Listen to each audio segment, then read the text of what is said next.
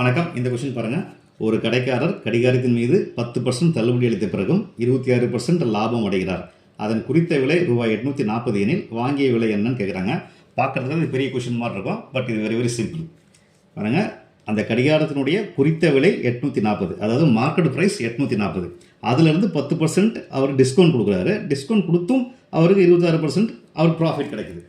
அப்போ இந்த கடிகாரத்தை என்ன விலைக்கு விற்றுருப்பார், செல்லிங் ப்ரைஸ் என்னன்னு பார்க்கணும். பாருங்கள், குறித்த விலை 840. இந்த 840 10% டிஸ்கவுண்ட் கொடுத்துட்டு அவர் விற்கிறாரு. அப்போ இது 840 10% எவ்வளோ? நேச்சுரலாக 840 10% 84 ரூபா. அதை மைனஸ் பண்ணிட்டோம்னா 756 ரூபா. இதுதான் இந்த வாட்சினுடைய விற்ற விலை, செல்லிங் ப்ரைஸ்.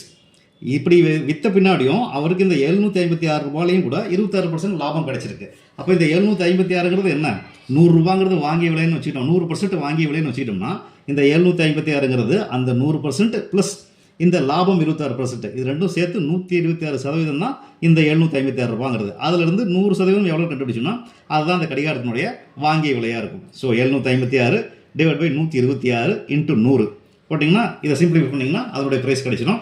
ஸோ இதை எதையும் அடிச்சிங்கன்னா 126 756 6 இன்ட்டு 100 600. இதுதாங்க அந்த வாட்சினுடைய பையிங் ப்ரைஸ். A answer.